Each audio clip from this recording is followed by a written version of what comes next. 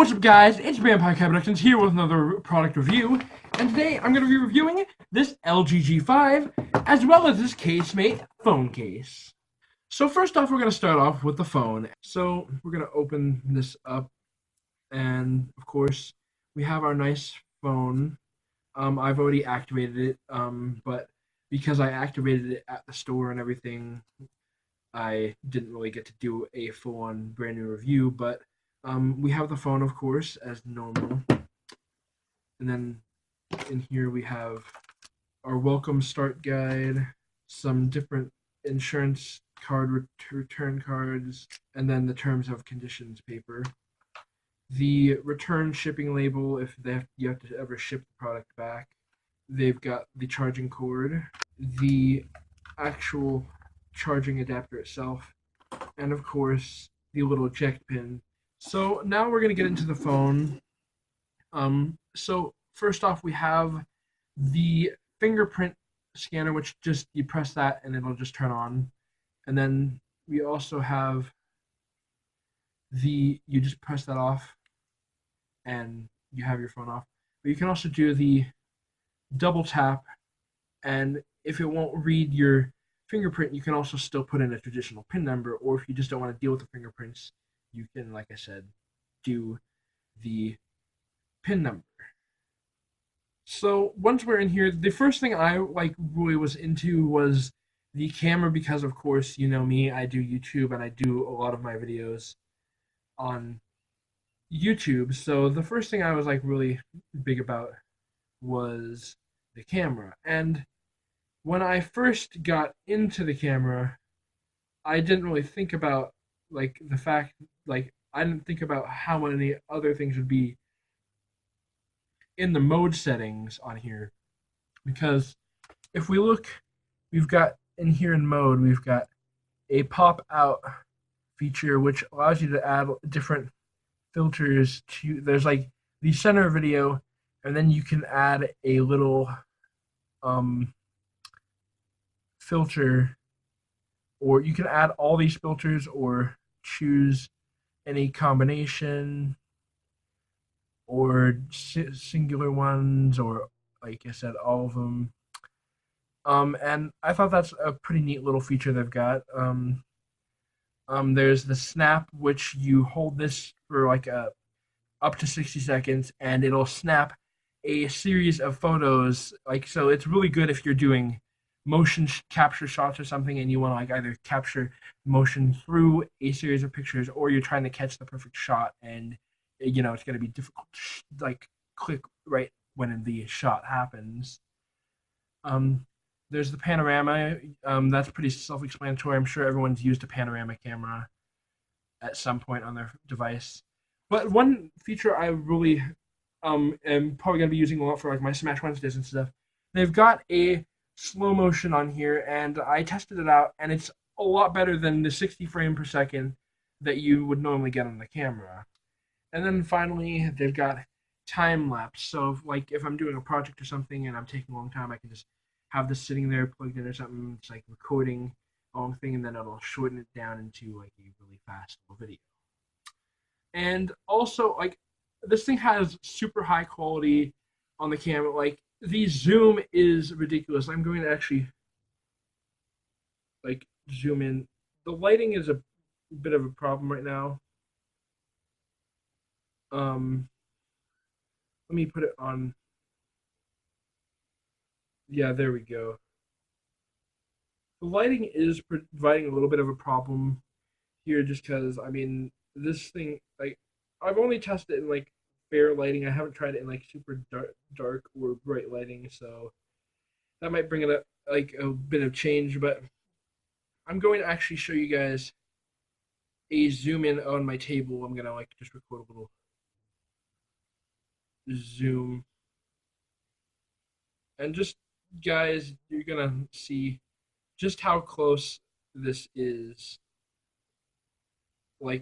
And this is remind you, this is digital zoom. There's no optical zoom on the smartphone. So and usually when how if you ever zoom on your phone, you know how awful it looks when you try to zoom in, and it's terrible. So that's a feature I really like, is just how detailed that the zoom is. I mean, there's you can see it's kind of grainy when you're looking at the when if you look at this video, you can see there's kind of a bit of green in it, but it's still a lot better than most digital zooms. So, like I said, that's a really big feature that I enjoy. And I also like how you can switch back and forth between wide angle and um, standard angle lens. So if you need to get a slightly wider shot, you can just switch over from the standard angle lens to the wide angle lens. And you can even do that actually while you're recording a video, which is another thing that I really like about this. Um, and there's that's pretty much the camera as a whole. I don't know the exact specs. I know it's got a pretty good camera on it. Cause I'm not a phone geek, so don't quiz me on this kind of stuff.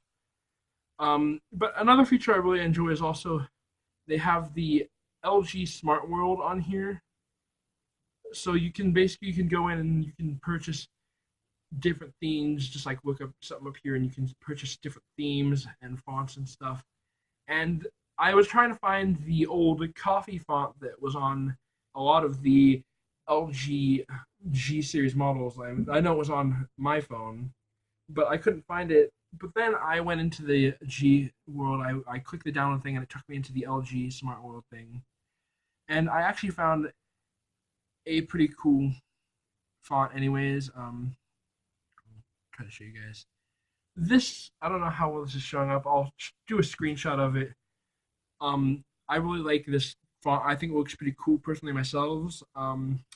And I'm actually really glad that I was able to find this font and add this because I think it looks pretty damn cool. And I noticed it's also got a lot. It's still a lot like the G2. It's got the same kind of settings box and stuff. They moved a few things around and stuff, but it's got mostly the same settings. You're able to like customize the home bar into any configuration you want. One thing I noticed, they made it so you can have more than four buttons. I don't think my G2 could do more than four, but this one you can do like five. I think I haven't tried putting all the buttons on here, but I know you can do at least five buttons on here. I personally wouldn't have any use for them, so I added, since I'm used to how these are set up and I'm used to like the like you know where my fingers go. I have like muscle memory of like where these are, so I made it easier just to put the drop down button.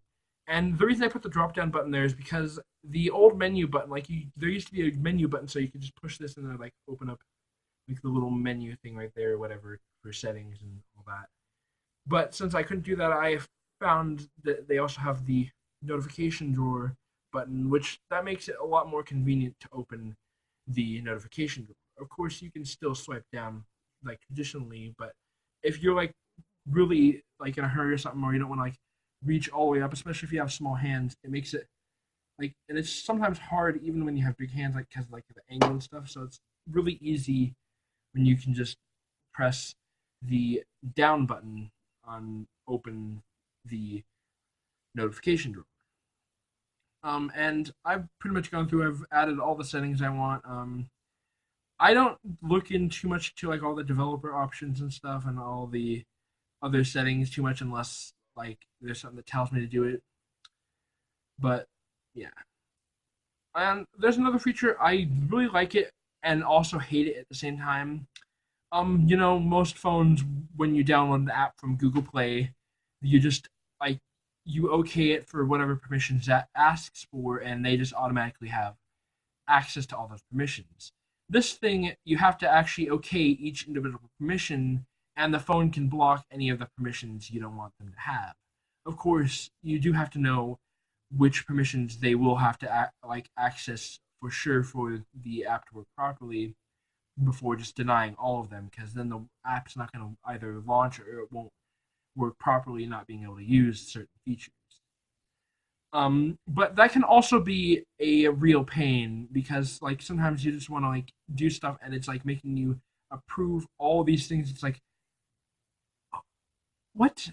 I just want to use this app that I used normally on my other phone, and I don't want to have to try to change settings 50 times before I can get this to work correctly.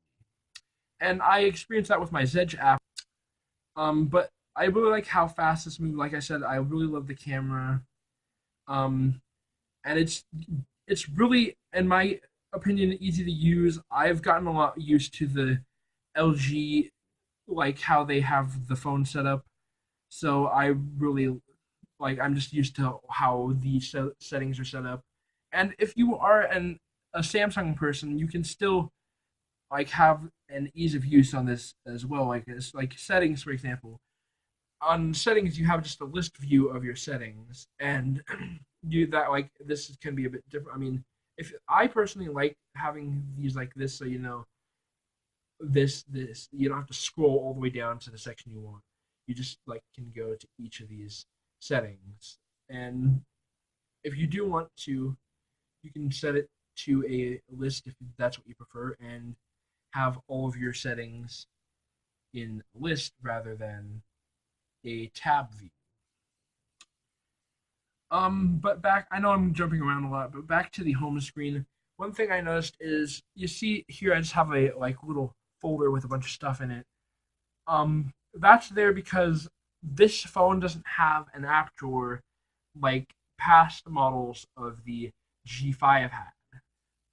I did read somewhere that it is possible to go online or go into the smart world and get like a 4.0, an LG 4.0 theme to add to it, and it'll let you enable an app drawer. But I feel like that might use up a bit more battery or whatever trying to run that. So I figured I would just put all of the unwanted apps into a folder and put it in the same area. But yeah, guys, that's like pretty much it. I also like I heard a lot of people like talk about like how they don't like the thing because it's a metal case front, and you can tell it's a lot. It's really sturdy. Like this phone right here, I can actually bend this G2 really easily because it's got a metal back. I can't like just like there's no like give to it, so you can tell it's a really sturdy phone. But I agree, like just from the feel, you're not used to the like matte feel that this has because they put like a matte finish on this, and that takes away the metal feel to it. But you can definitely feel like if you try to like bend it or something, like there's no give whatsoever to it. So that's one thing that I really enjoy about this. And also, you've got the modular thing down here. I'm not gonna pop it open just because I don't have anything to put in here and it's powered on. So that'd be kind of stupid for me to do. But you can get different modules. Like there is a DAC model, so you can have a lot better audio when using plug-in headphones or Bluetooth headphones. And there's also a camera holder as well. But I mean, personally, I don't feel like I would actually need that because you can just use the volume buttons, and that like with this setup, it's actually pretty easy to just like push the volume up or down to snap a picture. But yeah, guys, that's pretty much my review. I think this is a really great phone. It's really easy to use, really, really durable. I'm not gonna do any durability tests because that's not the type of channel I am. But regardless, I'm like, it's. I think it's a really good phone. It appears really durable, and I have seen other channels that have done reviews on the strength and stuff, like how durable it is and stuff. They did show that like if you scratch, I think it was I can't remember if it was this or the V20, but I remember they scratched the like camera lens and it was like good for a second, then just snapped. They tested the durability of the um, fingerprint reader, and it did pick up scratches, but it was still functional after that. Um, but yeah, from what I can tell, it's a really great phone. Like I said, easy to use, durable. Like I like all the features it has. It has a really good camera. The good. I really like the dual camera where you can switch from the main angle to wide angle. I know I mentioned that. And the slow motion is really effective. The time lapse. I mean, it's not that hard for a time lapse to be good because you just record a long video and then it speeds it up times like so many. But with that being said, I know I'm not much of a tech review guy. I know this probably wasn't the best tech review, and hopefully in the future I'll get to review some more technology and stuff. Maybe, you know, inform myself a bit more on technology so I can make better informed reviews. But regardless, I hope you guys really enjoyed this video. And if you did, don't forget to slap that like button. And if you are new to this channel, please subscribe because there will be more reviews in the future. And with that being said, guys, I'll see you later. Peace. Hey guys, I want to thank you so much for having stuck around to the end of the video, but I also want to apologize for not having actually gotten the phone case review in the same video. I accidentally forgot at the end of the video, but at the same time I'm actually kind of glad because this video did end up being already 15 minutes as is, so there will be a link to the case review in the description below.